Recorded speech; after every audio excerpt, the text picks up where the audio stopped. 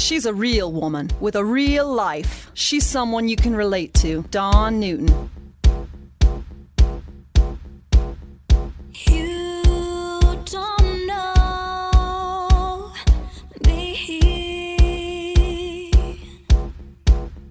You don't know me. I can hold fire in my hand, call the rain and rain. Hey, welcome to the Dawn Newton Podcast. I am your host, Dawn Newton. For all you Elvis Presley fans, this podcast is for you.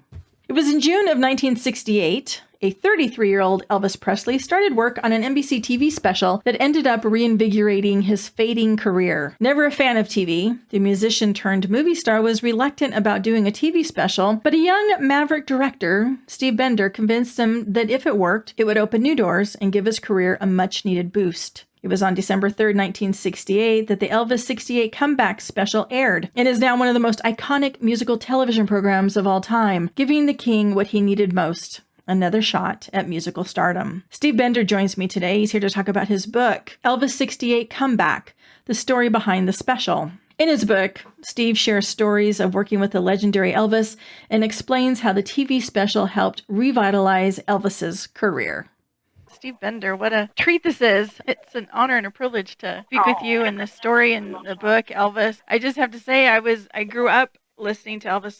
Actually, I grew up listening to my mom with Elvis and the vinyl records playing on the turntable and never could understand the fascination with Elvis. But now that I'm an adult and doing the research and looking at the biographies on Elvis and as well as this amazing book you've written, a whole new appreciation for that man. Yeah, I felt the same way. We have similar backgrounds, and I didn't appreciate him until I started working with him, to be honest.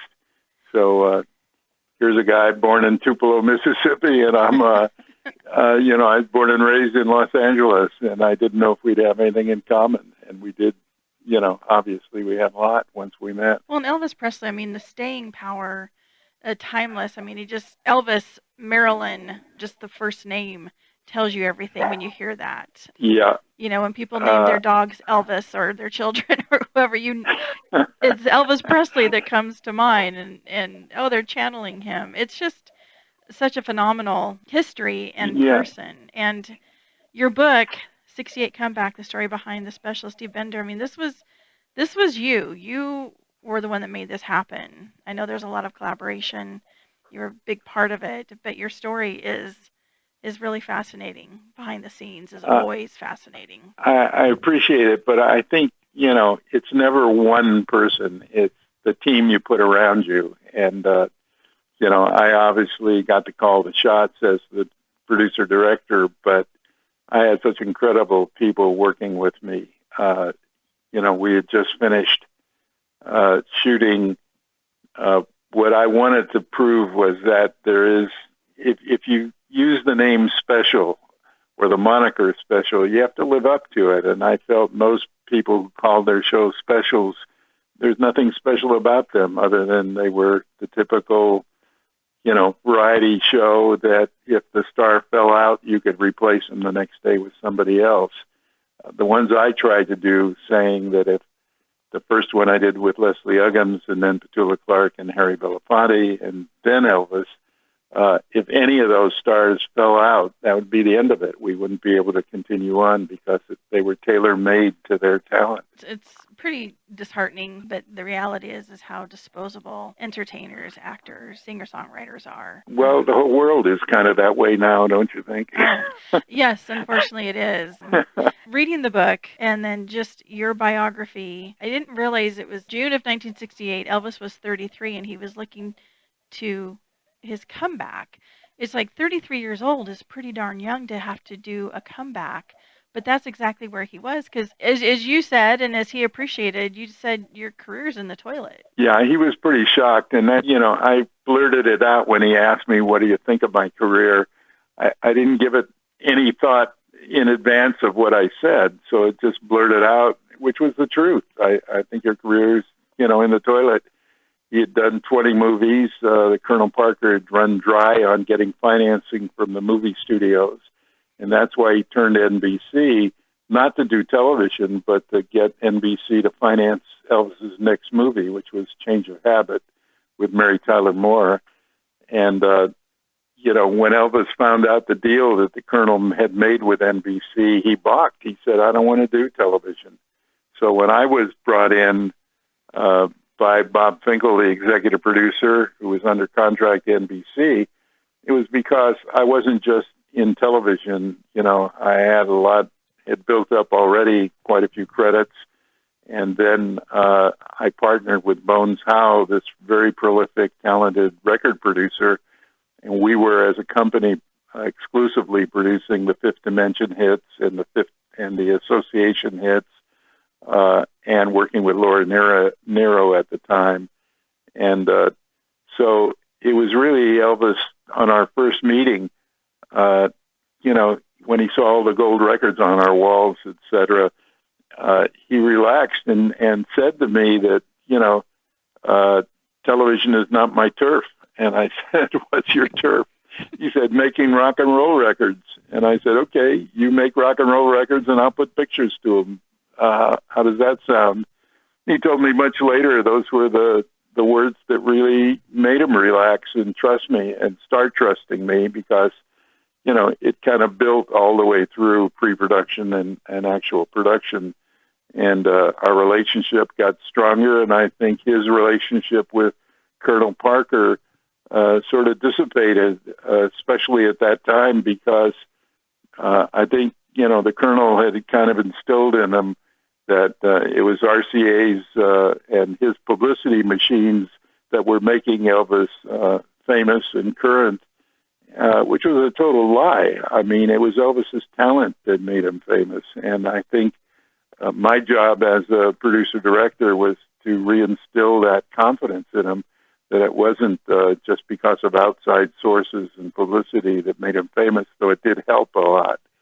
But it was him. And I think he really found himself on that special, where he was not only delivering the goods, where his peers were acknowledging his success and his moniker that he was the king of rock and roll, but he started believing it himself. And you could sure see it pour out of him while he did the improv. I think he forgot he was even doing a television special, and having so much fun and enjoying playing with Scotty and DJ again, that, he just relaxed into it all. And that improv was so honest and true. I didn't give him any direction whatsoever. I didn't give him any rundown of what songs to sing in what order or what stories to tell. That was pure friends getting together, having fun and jamming. And from that moment on, I just felt, he proved not just to, the world that he was that talented, but he proved to himself, which was more important, that he really was, who people were claiming he was, but never saw him deliver it on television. And you mentioned, too, that nemesis, as I call him, Colonel Tom Parker. He wanted Elvis to do something on television, but it appears that he was wanting more of a Bing Crosby type setting, not what this ended up being. He seemed to sabotage, or his intent was to sabotage all along, as it appeared he was losing control of Elvis and the bond the two of you were forming. Colonel Parker was only interested in control. I mean, I was amazed watching successful executives surround him and kowtow to him and bow to his power, his word. And I was wondering, what's this all about? The guy's a con artist, and he didn't care about Elvis or Elvis's desire to be creative. He told me the first time I met Colonel Parker, he told me, I never watched Elvis on stage when he was performing live with the Louisiana Hayride and all these concert venues. He said, I just watched all these young girls in the audience screaming their heads off and going nuts while he was on stage, and that's why I wanted to represent him. So it never had anything to do with Elvis's, art and desire to be creative and so forth. It all had to do with the paycheck. At the time, Elvis, I mean, it still blows my mind that at 33 he was having to do a comeback after such success. But the movies, he had ran those dry. Clearly the shine was dulling for Elvis, which was really unfortunate. But we had the British invasion, the Rolling Stones, the Beatles. What was Elvis's take on that? Or did he feel he couldn't compete with that? What was any discussion around that topic? That was one of the first questions that I asked him. He obviously was totally aware of the English invasion. It was really a case where he said, I'm not sure today's audience is going to accept me anymore. I've been away. I've done 20 movies.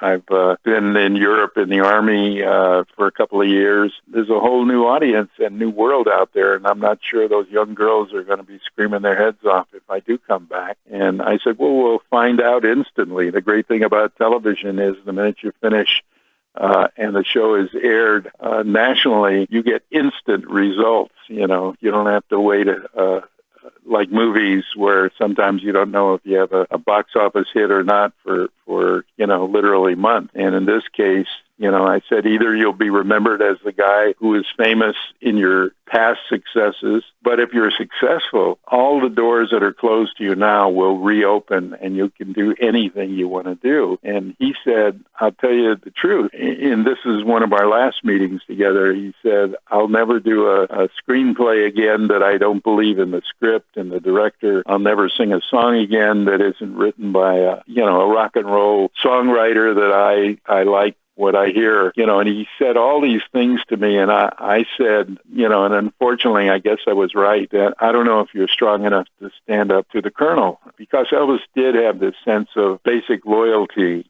His career did take off under the tutelage of Parker and RCA Records and so forth. But there comes a time in all of our lives where we have to make decisions. And I think he had well paid back anything and everything that the Colonel did for him. And it was time to leave, but he just wasn't strong enough. There's so many rumors as to why he wouldn't leave and so forth. But, the bottom line is he ended up just singing in Las Vegas. And that was really unfortunate because I knew what he really wanted to do, but never did. I was reading, too, that Elvis almost backed out of it at the last minute. Well, that was the improv session.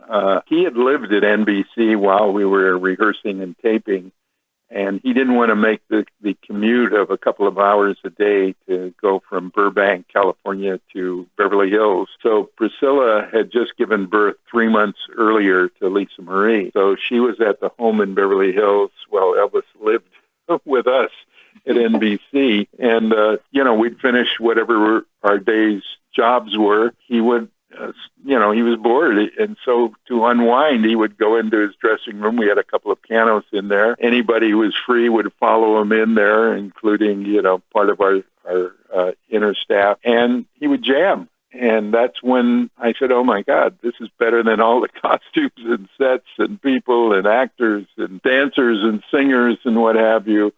We got to capture this on camera. When I told the Colonel I was bringing cameras into the dressing room, typically set over my dead body, and finally I wore the Colonel down where he said, okay, I'll let you recreate it on stage with the caveat that I don't have to use it in the special if I don't want to.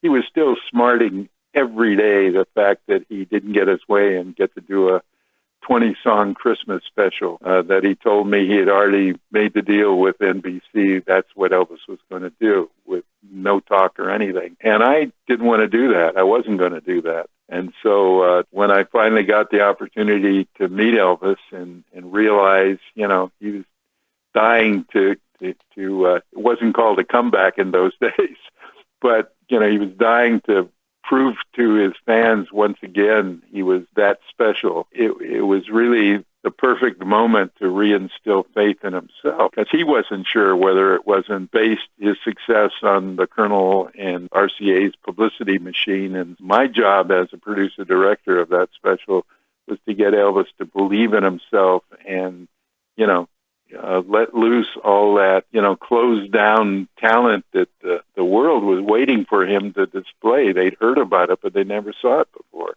And I never saw it yet. I wasn't even an Elvis fan when this whole thing started to evolve. It wasn't until I met Elvis and started working with him that I realized what a great gift it was for me to be involved and do it, because he was that charismatic, he was that special.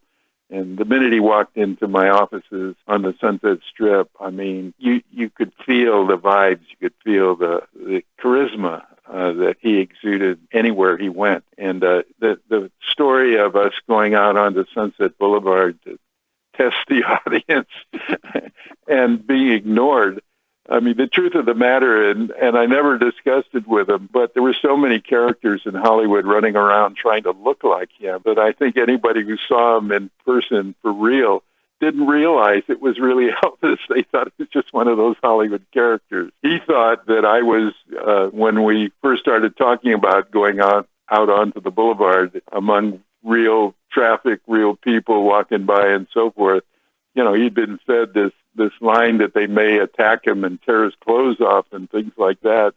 And that's what started the reason we went down on Sunset Boulevard to begin with. And when we came out of that experience where he was trying to get people's attention, they were totally ignoring us, that he started to really listen to me, and we started to bond. And you know, trust is the most important thing when you're working with any artist.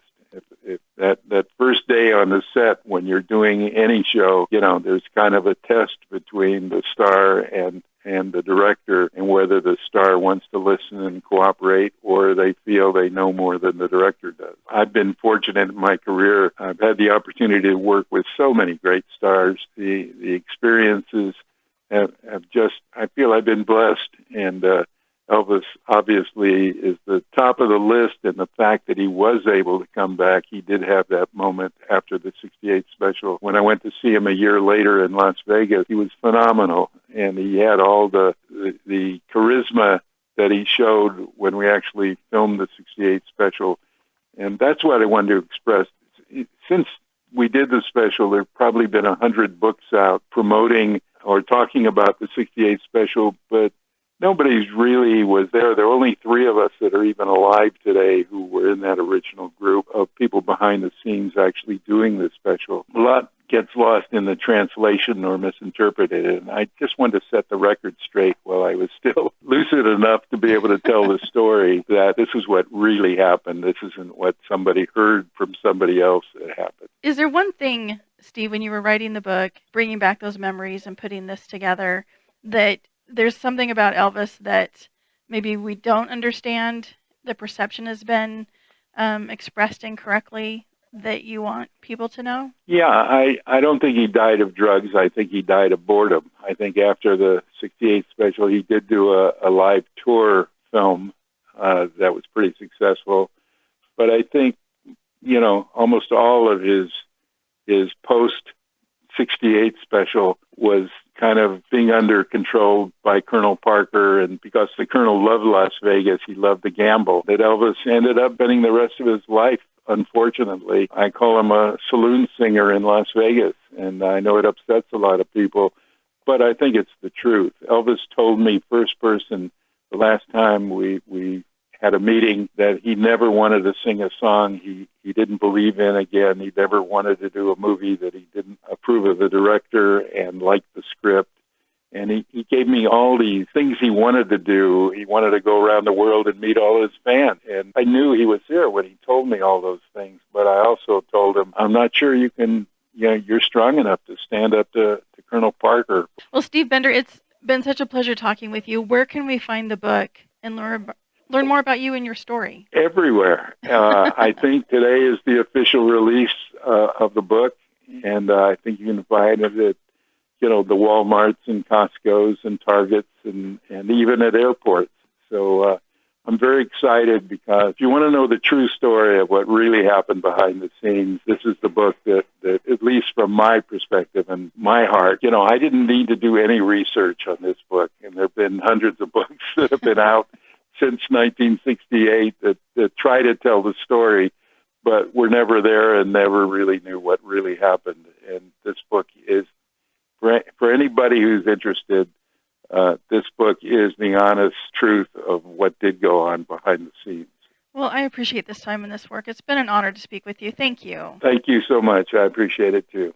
Hey, thanks for listening to the Dawn Newton podcast, and a special thank you to Steve Bender for not only sharing his personal stories with Elvis Presley, but for this beautiful book, Elvis 68 Comeback, the story behind the special. It's a behind-the-scenes look at the landmark TV special that relaunched the King's music career. Elvis 68 Comeback can be purchased online or wherever books are sold. And be sure and check out my website, dawnnewton.org. The Dawn Newton podcast is written, produced, and hosted by Dawn Newton.